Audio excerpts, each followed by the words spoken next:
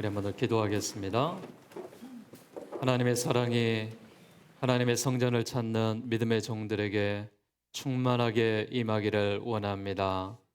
하나님, 이 성전에 들어오는 자들마다 하나님의 사랑을 느끼고 믿음으로 삶을 살아가는 데 부족함이 없도록 성령 하나님이 함께하여 주시기를 원합니다. 하나님, 이 시간에도 살아계신 하나님의 말씀을 부족한 종이 되어납니다. 하나님, 하나님의 말씀이 주의 성전에서 선포될 때 말씀을 전하는 자나 듣는 자가 말씀을 듣고 말씀대로 살아가게 하시고 말씀을 지키게 하여 주시고 말씀으로 우리의 삶이 윤택해질 수 있도록 주께서 함께하여 주시옵소서.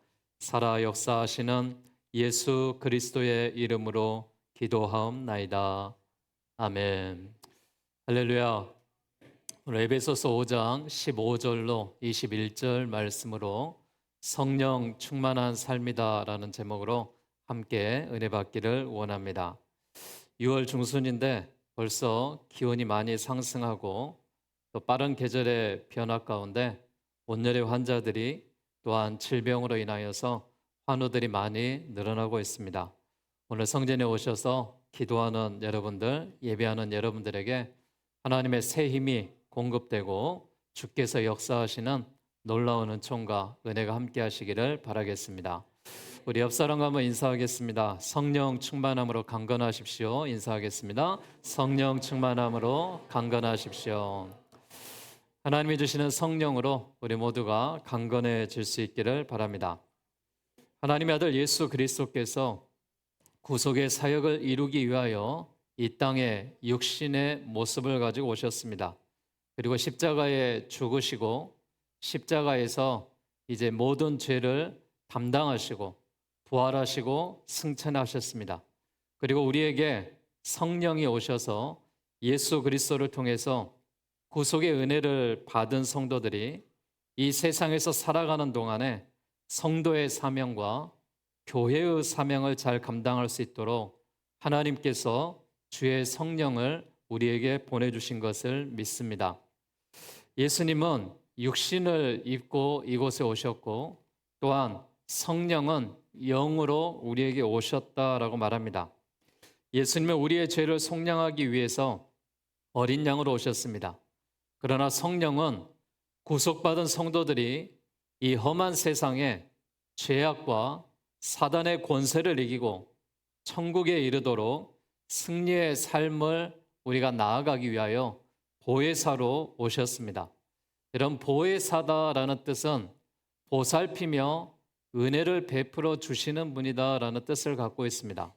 성령께서 우리 모두를 보살펴 주시고 하루하루의 삶이 은혜의 삶으로 함께할 수 있기를 주의 이름으로 기원합니다.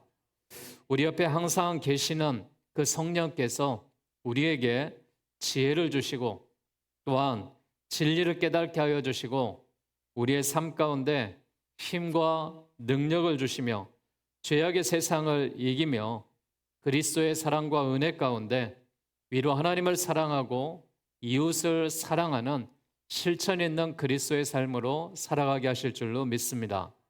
성령 하나님이 우리와 함께 하신다면 지혜의 영이 함께 하십니다. 진리의 영이 함께 하십니다. 우리에게 놀라운 영적인 힘과 능력으로 함께 하시기에 우리가 하나님을 사랑하고 이웃을 사랑하며 나아갈 수 있습니다. 그 이웃을 위해서 우리가 전도하고 봉사하고 하나님의 영광을 위해서 살게 되는 것입니다. 그리고 우리의 보호자가 되셔서 우리를 붙들어 주시고 우리로 하여금 범죄하지 않고 잘못된 길로 가지 않도록 늘 의의 길로 인도하시는 분이 하나님의 성령입니다. 우리가 피곤하고 외로울 때도 새 힘과 능력으로 위로해 주시는 분이 성령 하나님이다라고 말씀을 드립니다. 그 성령님은 내 안에 내주하시는 성령으로 인하여서 우리에게 지적 능력으로 역사하시고 감성적인 능력으로 역사하시고 의지적인 능력으로 역사해 가십니다. 성령은 우리의 머리와 함께 하시고 우리의 가슴과 함께 하시고 우리의 행동과 함께 하신다라고 말하고 있습니다. 이를 우리가 지정이라고 말하고 있는데 우리가 생각할 때 하나님이 개입하십니다. 우리가 마음속으로 무엇인가 다짐하며 나아갈 때 우리의 마음 가운데 하나님이 함께 하십니다. 우리가 행동할 때 이게 의로운 일이라면 성령께서 함께 하실 줄로 믿습니다. 우리가 생명을 살리기 위해서는 성령의 충만함을 받아야 됩니다. 성령에 충만할 때 우리가 복음을 전하고 이 복음이 땅끝까지 선포될 수 있는 것입니다.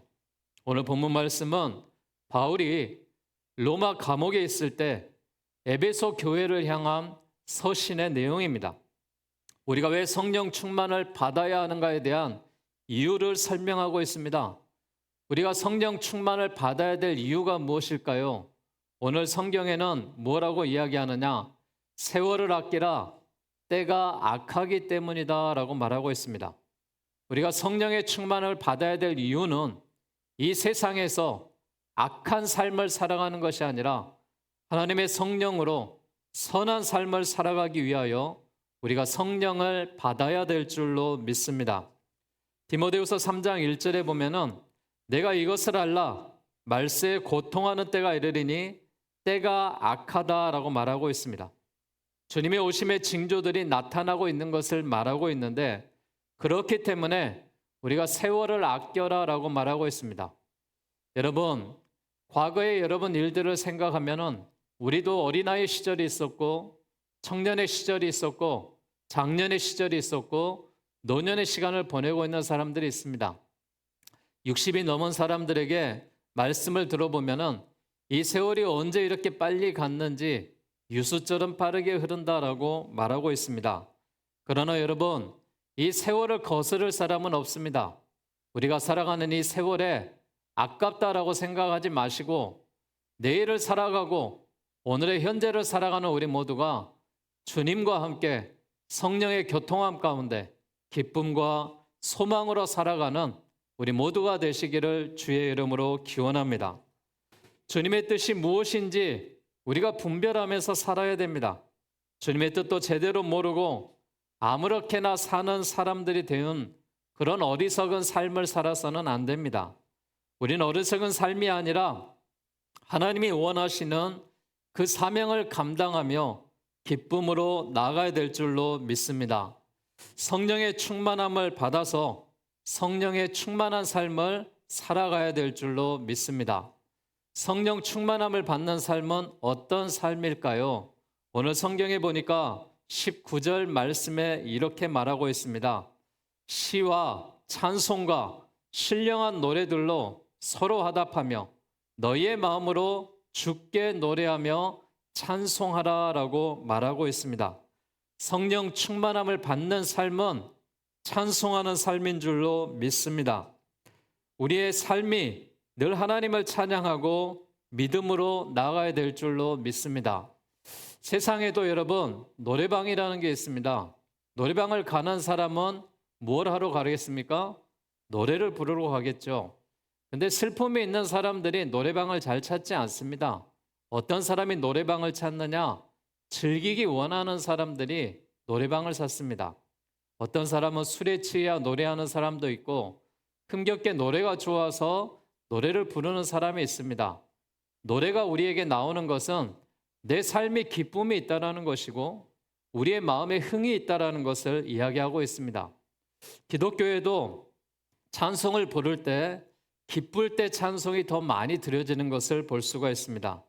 내 마음에 은혜가 넘칠 때 우리가 찬송을 부르게 되어 있습니다.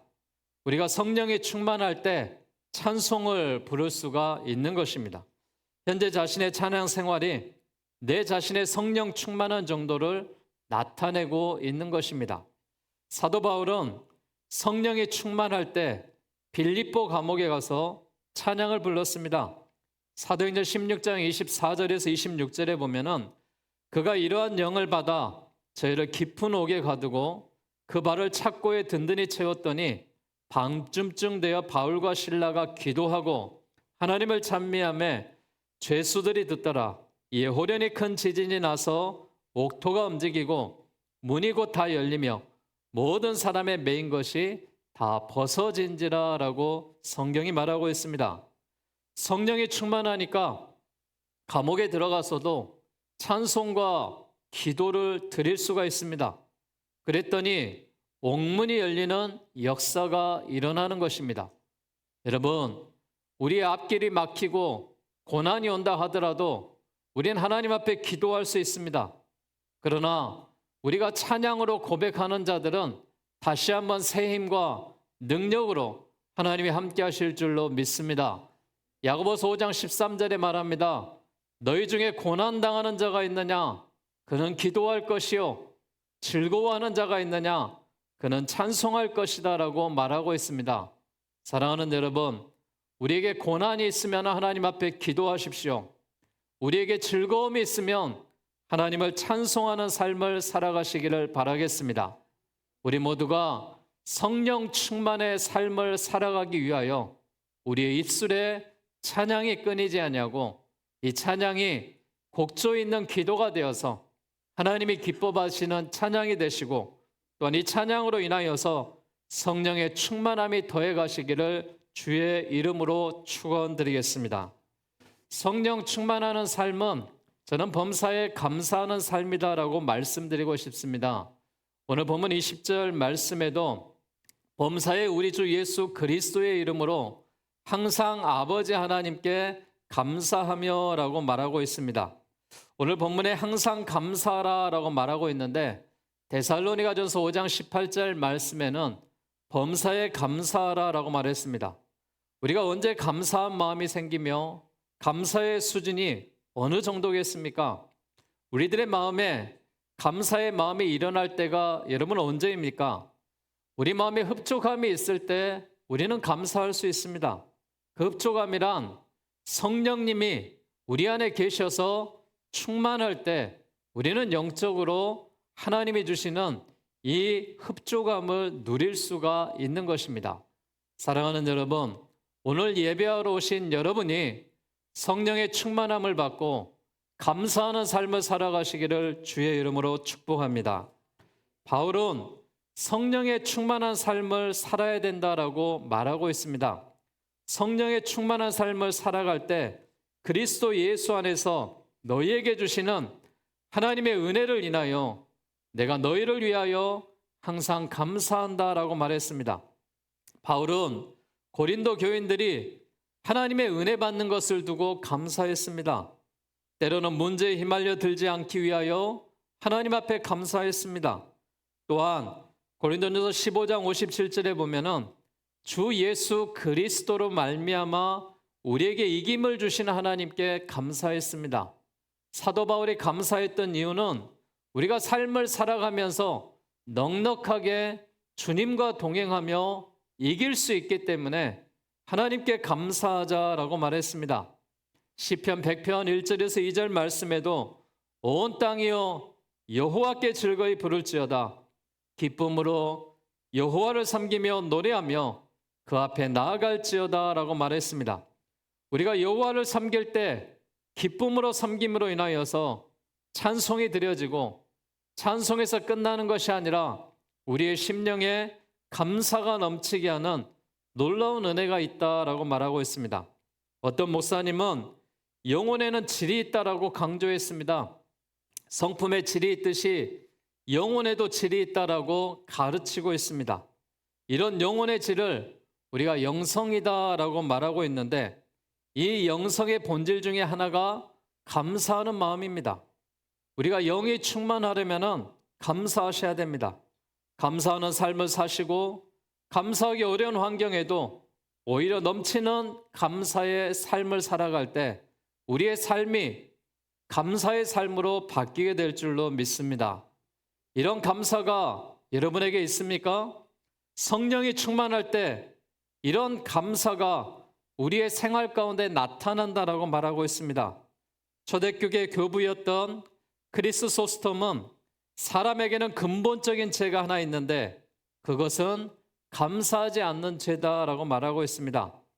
아리스토텔레스는 인간의 마음 중에 가장 쉽게 늙는 부분이 감사하는 마음이다라고 말하고 있습니다.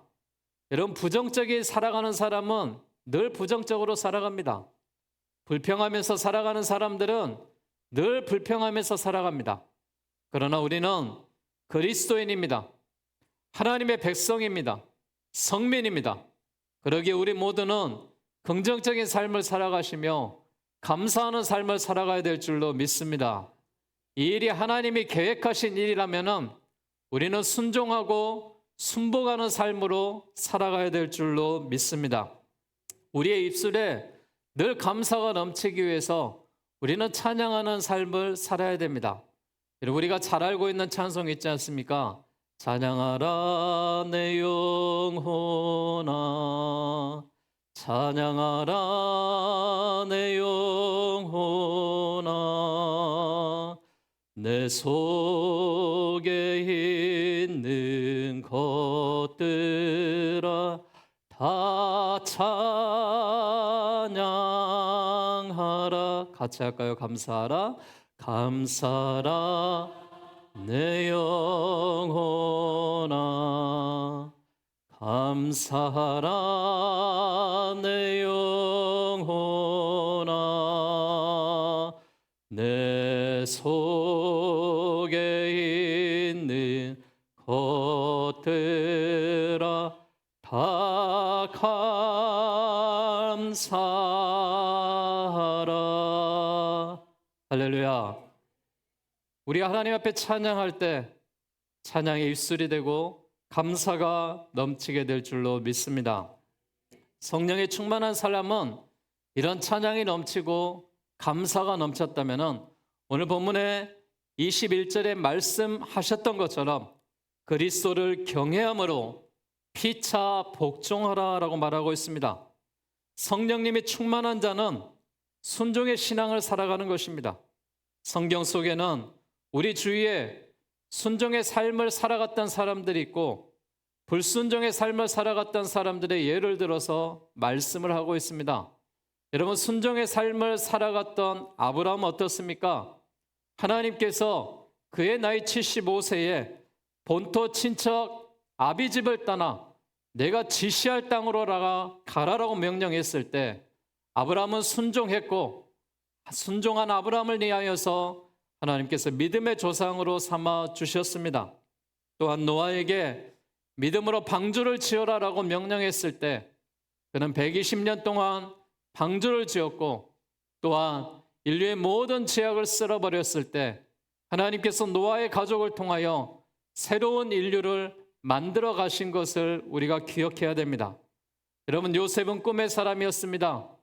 형에게 미움을 받고 노예로 팔렸고 죄수의 신분이었지만은 하나님 앞에 꿈을 포기 안 했을 때 그는 애굽의 총리 대신이 되은 하나님의 순종의 사람들은 이런 축복을 받았다라는 것을 우리가 알 수가 있습니다.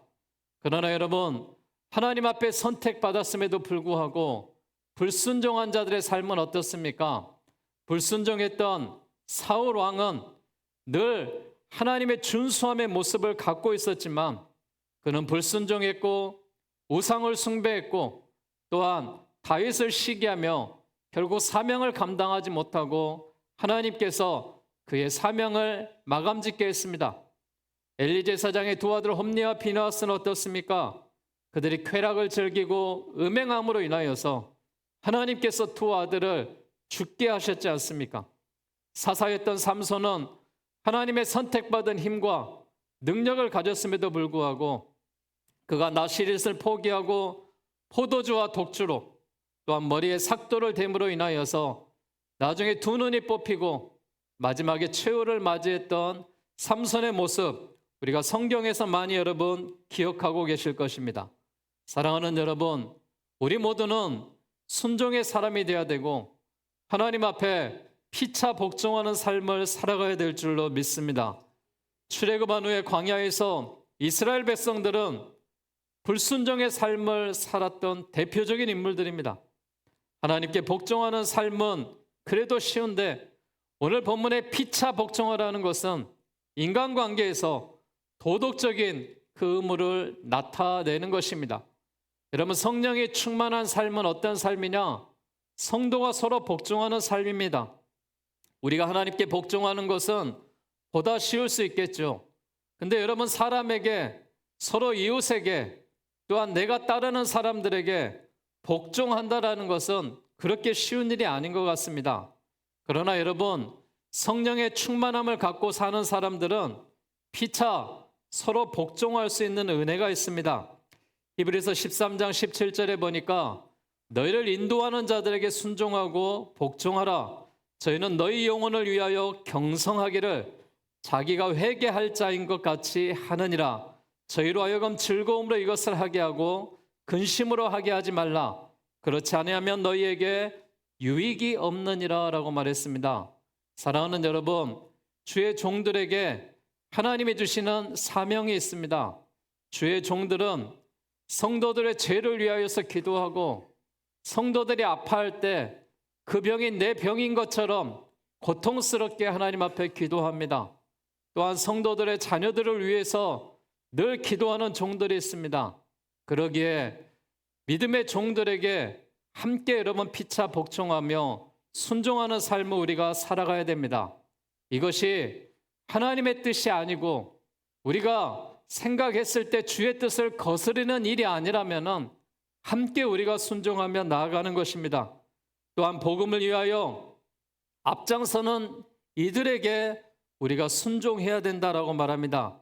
고린도전서 16장 15절과 16절은 형제들아 스데반의 집은 곧 아가야의 첫 열매요 또 성도 섬기기로 작정한 줄을 너희가 아는지라 내가 너희를 권하노니 이 같은 자들과 또 함께 일하며 수고하는 모든 자들에게 복종하라라고 말하고 있습니다.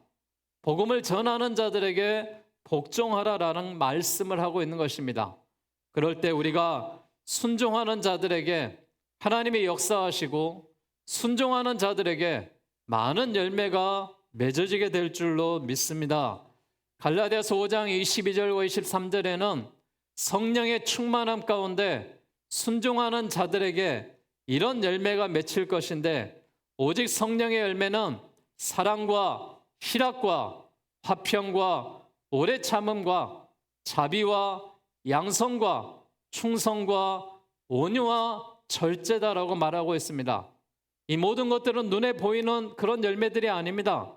눈에 보이지 않는 내적인 열매이지만은 하나님의 성령의 충만함을 받는 자들에게 이런 열매가 맺는 하나님의 놀라운 은혜가 있을 줄로 믿습니다. 18세기 미국의 대각성 운동의 지도자였던 조나단 에드워드가 성령의 충만한 역사가 나타날 때 이런 일들이 있을 것이다라고 말했습니다. 성령의 충만하면은 예수 그리스도를 높이는 사람들이 많아진다라고 말했습니다. 흑암의 나라가 공격받게 될 것이다라고 말했습니다. 성경을 존중히 여기며 건전한 교리를 추구하며 하나님의 사람을 사랑하게 될 것이다라고 말했습니다. 사랑하는 여러분, 우리 모두도 이런 성령의 충만함을 받아서 예수님을 높이고 흑암의 나라가 악한 사단의 마귀가 침투하지 못하도록 우리가 늘 이 나라를 보호하며 하나님의 말씀을 존중하고 건전한 교리와 함께 하나님의 사람들을 사랑하며 우리 모두가 피차 복종하는 그리스도인의 삶으로 살아가게 될 줄로 믿습니다. 사랑하는 여러분, 우리 모두가 성령 충만한 복된 성도들이 되시기를 주님의 이름으로 간절히 축복드리겠습니다. 우리 모두는 성령의 충만한 사람이 되어야 되는데 성령의 충만함을 받는 사람들, 그 사람들은 우리가 서로 사랑하며 피차 복종하며 하나님의 화평을 이루는 사람들이다라고 말했습니다. 이 시대 우리 교회가 은혜와 진리와 사랑에 충만하며 날로 부흥하며 성장하며 하나님이 기뻐하시는 일들이 넉넉하게 또한 즐겁게 감당할 수 있는 하나님이 이 시대에 찾으시는 교회들이 되어야 될 줄로 믿습니다. 여러분, 성령 충만한 은혜를 받으면 어떤 능력이 나타나겠습니까? 성령의 충만함을 받으면 죄를 이길 능력이 나타나게 될 줄로 믿습니다. 요한일서 5장 18절에 하나님께로 난 자는 다 범죄하지 아니하는 우리가 아노니 하나님께로부터 나신 자가 그를 지키심에 악한 자가 그를 만지지도 못할 것이다라고 말했습니다. 여러분, 우리가 죄를 지어도 자신과의 전쟁에서 이기게 될 줄로 믿습니다. 또한 우리가 마귀를 이기게 되는데 요한일서 3장 8절에 죄를 짓는 자는 마귀에게 속하나니 마귀는 처음부터 범죄함이라. 하나님의 아들이 나타나신 것은 마귀의 일을 멸하려 하심이다라고 요한일서 3장 8절에 말했습니다. 영적 전쟁 가운데서도 승리하는 여러분이 되시기를 바라겠습니다. 또한 우리가 성령의 충만함을 받으면 세상을 이길 수 있는 능력이 나타나는 것입니다. 요한복음 16장 33절에 이것을 너에게 이르는 것은 너에게 내 안에서 평안을 누리게 하렴이라. 세상에서는 너희가 환난을 당하나 담대하라. 내가 세상을 이겼노라라고 말씀하고 계십니다. 사랑하는 여러분, 우리가 삶을 살아가면서 수많은 죄악과 우리를 짓누르고 있는 악한 모든 것들이 우리를 괴롭히고 있습니다. 여러분, 세상에서 죄를 지어서 우리가 고민하는 자들은 어떻게 해결받을 수 있겠습니까? 세상에서 죄가 들어왔다면 죄가 없는 하나님의 성전인 교회로 찾아와야 될 줄로 믿습니다. 우리의 육체가 질병이 걸리고 우리의 육체가 죄가 있다면 육체의 모든 것들을 물리칠 수 있는 것은 하나님의 성령입니다. 영의 충만함을 받는 자는 육체의 모든 죄가 해결될 줄로 믿습니다. 우리의 죄가 악한 사단 마귀에게 들어왔다면 우리는 하나님의 전신갑주를 입고 물리쳐야 될 줄로 믿습니다. 그리할 때 하나님께서 역사하시고 우리 모두에게 믿음이 생기고 하나님을 위한 기도가 생기고 이 복음을 증거하는 전도의 사명을 가지며 우리가 하나님을 사랑하게 될 줄로 믿습니다. 너희는 더욱 큰 은사를 사모하라. 내가 또한 가장 좋은 길을 너희에게 보이리라라고 말했습니다. 사랑하는 여러분, 오늘 우리가 성령의 충만한 삶을 살아가는 사람들에 대해서 함께 말씀을 나누었습니다. 성령 충만한 삶을 살아가는 모든 사람들에게 찬양하는 삶으로 살아가시기를 축복합니다. 범사에 감사하는 삶으로 살아가시기를 주의 이름으로 축복합니다. 피차 복종하며 열매 맺는 삶으로 살아가시기를 주의 이름으로 축복합니다. 그래서 예수 그리스도의 이름을 높이고 우리가 말씀대로 살아가셔서 위로 하나님을 사랑하고 이웃을 사랑하는 성령 충만함의 삶을 살아가시기를 주의 이름으로 축원합니다. 이 시간 우리 함께 찬양 드릴 때 오소서 진리의 성령님 우리와 함께하여 주시고 우리의 능력 가운데 함께하시고 이 땅의 부흥의 불길과 진리의 말씀으로 새롭게 해달라고 함께 찬양하며 기도하겠습니다.